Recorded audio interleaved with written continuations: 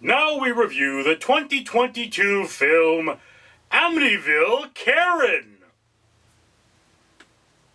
Well, film is kind of a strong word. Yeah. It's on Tubi. Alright, ladies and gentlemen, so I have seen Amityville Karen. And Amityville Karen, so you will know, is a crowdfunded, shot in 5 days film that stars Lauren Francesca. And Lauren Francesca is,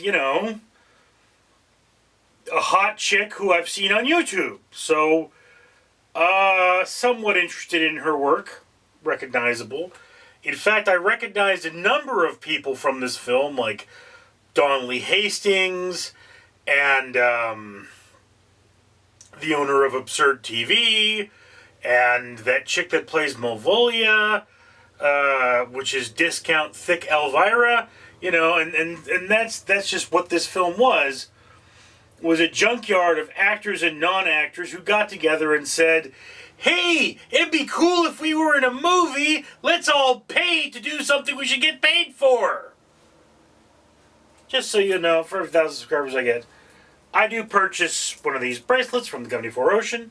4Ocean pulls a pound of trash in the ocean every time I do that. So, I have around 7,000 subscribers as of the filming of this video. I have a lot of these bracelets hanging around here.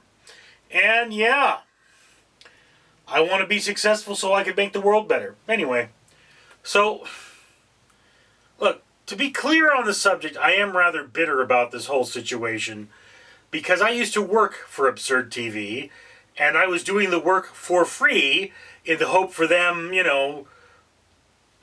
becoming big, and instead of spending the money that they should have paid me on advertising, which is what I agreed to, they spent it on being in films like this. So yes, this film, very bitter place in my heart, but I can see past that because this movie is tragically bad. And it is exactly the kind of movie people should be in if they want to say they were in a movie. To be clear on this, my father paid to be in a movie once. Well, no. He paid them, became an executive producer, and was an extra in the film. That film was Rat Finkaboo. It's actually famous to cult movie enthusiasts. This film, likely not to be famous to cult movie enthusiasts, because unlike Rat Finkaboo, which is fun in the director doesn't know what he's doing and this is bad kind of way, but they fill in the holes with heart, Amityville Karen is the kind of movie that gets filmed in 5 days, has terrible camera work, even worse music, and the acting is practically non-existent.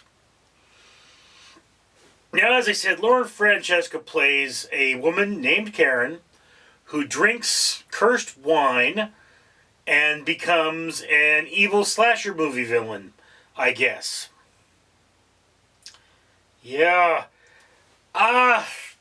Look, it's not really very well established. Characters in general aren't very well established.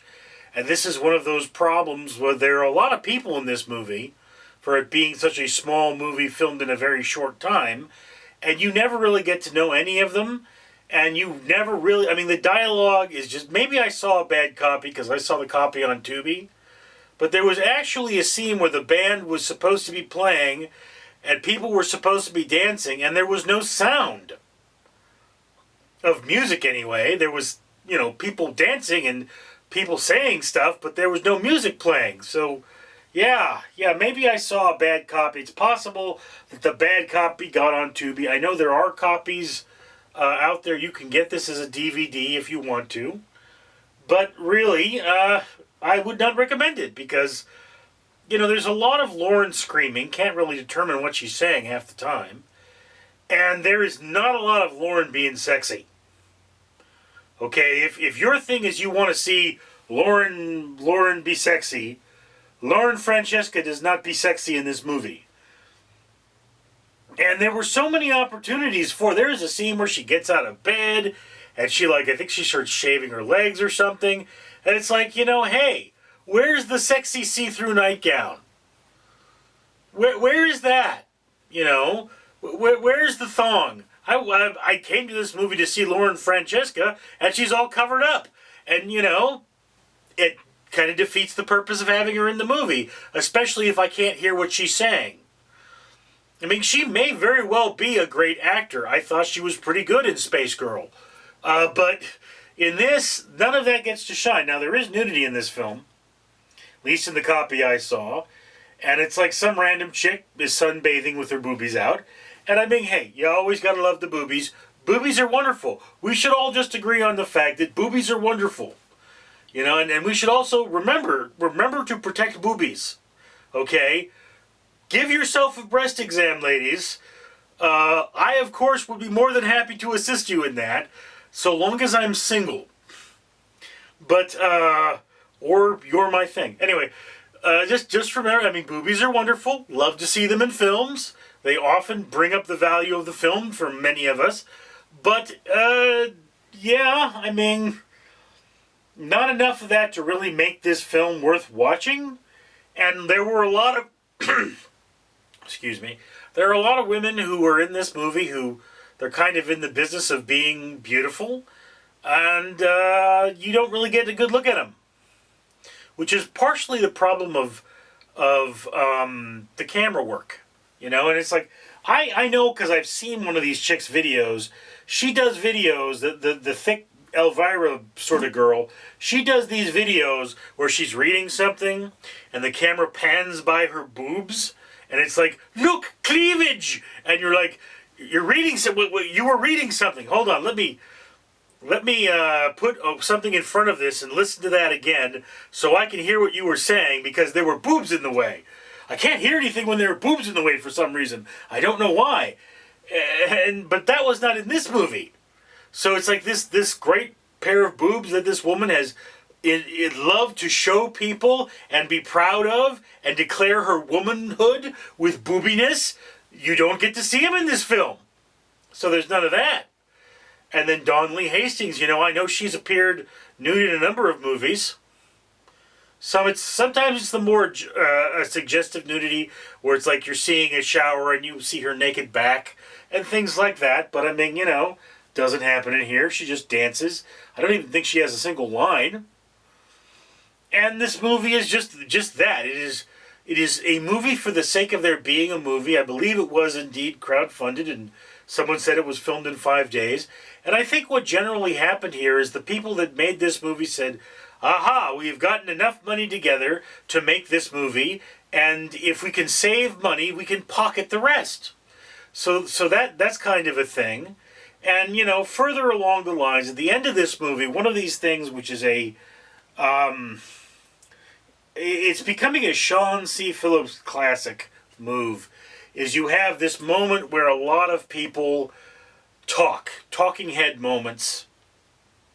And in this one, there are a group of supposedly reporters talking at the end of the movie and bleeding into the credits. And this was completely useless, gave us nothing, and just generally speaking did not improve the film, but it let these people be in the movie. And is that a bad thing? Well, it was at the end, but it could have been used to better the movie in some way, For one thing, instead of them all being reporters, some of them could have been paranormal experts commenting on previous Amityville incidents and explaining what's going on. This could have been a narrative situation where it was giving us the background. Like, somebody could have gone out there and said, this is what happened in the original Amityville house, and this is what we believe going on, and this is how the evil spreads, okay? Or maybe how the evil spreads could be another video. And they could have used this in a much more effective way to further the story and increase the audience understanding through a form of exposition that was, albeit stuck in there, but stuck in there in a way that at least you gain something. This is one thing that the audience should. One thing that you as the writer should give the audience. Every scene you should learn something. Every scene should further the moment.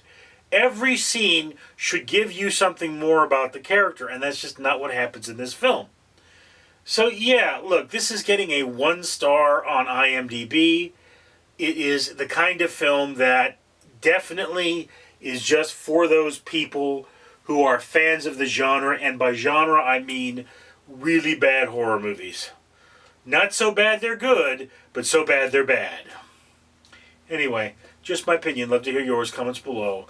I'm Richard. Randall the Rat here once again. And I'm here to remind you humans to comment, like, and subscribe. And you know why? Well, have you watched the news? Mother Nature is pissed! And we can help. Because each one of these necklaces I'm wearing, it's a medal from the Conqueror. And in addition to being awesome bling, each one of them represents 5 trees. 5 glorious trees that the owner of this channel has had planted. I'm wearing 5 of these, so I've got 25 trees around my neck. 25 of the more than 100 that have been planted so far. So if you want to do your part to unpiss off Mother Nature, listen to old Randall here and comment, like, and subscribe. Or, of course, I could just eat your face and make there be less humans to pollute the environment. Global warming sucks, and you're delicious.